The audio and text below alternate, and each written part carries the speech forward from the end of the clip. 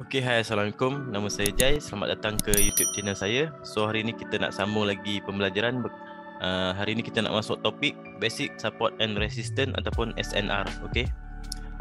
So, dalam topik ni saya mungkin akan pendek-pendekkan video. So, kita akan bahagi-bahagikan lah. Okay. So, permulaan ni kita nak kenal dulu apa itu support and resistance. Kemudian macam mana nak detect, macam mana nak tanda.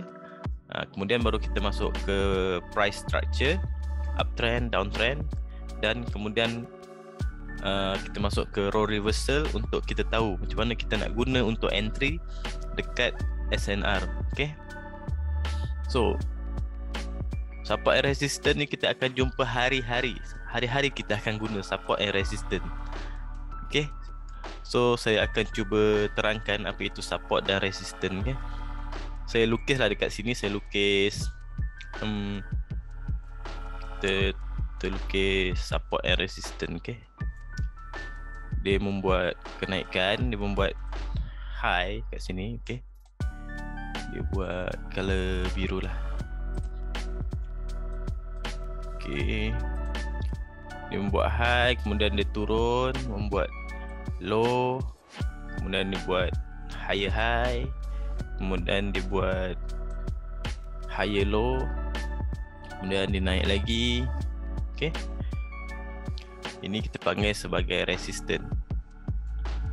Yang bawah ni kita panggil sebagai support. Okay.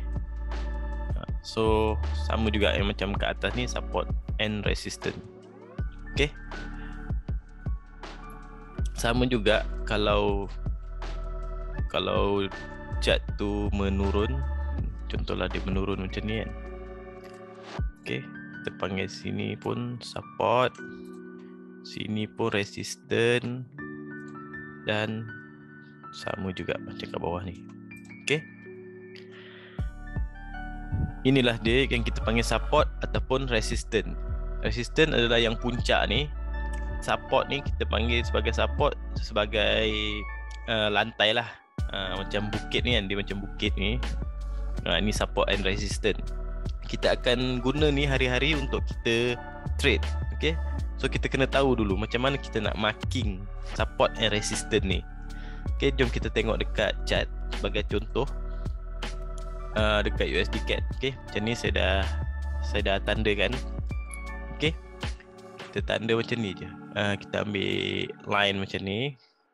Dekat sini kita ada support, kat sini kita ada resistance, kat sini kita ada support, kat sini kita ada resistance, kat sini kita ada support, sini resistance, sini support.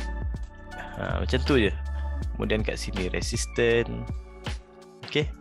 Kita nak kenal je dulu apa itu support and resistance.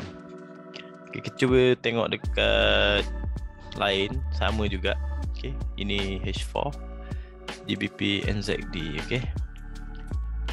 Okay, macam ni lah. Macam ni kita tanda kat sini.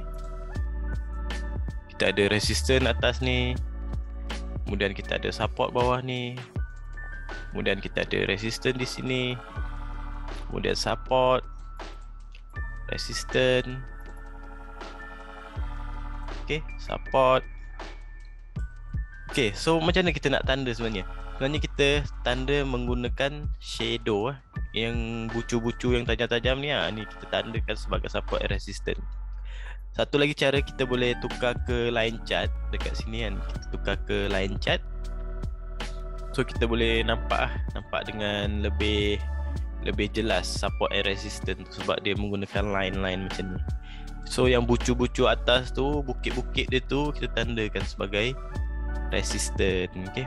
Macam ni ada resistance, kat sini ada resistance kan, ada dua kat sini. Kemudian kat bawah ni support, kan lebih jelas. Dia lebih jelas kat situ. Kat sini ada support, kat bawah ni ada support. Okay. Tapi dalam line chart ni kalau kita buka ke candlestick, dia akan terlajak macam ni. Dia macam ada yang terlebih ni kan. So kita kena alih lah.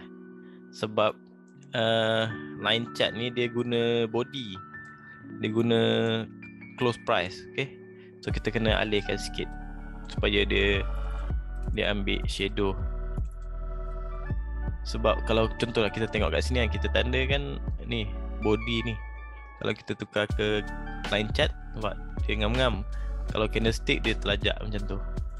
So kita kena alih sikit lah, kita ambil dia punya shadow. Okay, so macam tu je cara kita nak marking support and resistance ni. So apa maksud shadow tu tadi? So contohlah macam ni candlestick kita kan macam ni. Okay, kita buat color merah. Okay, merah. Kemudian dia ada line tu kan. Ini yang kita panggil sebagai shadow.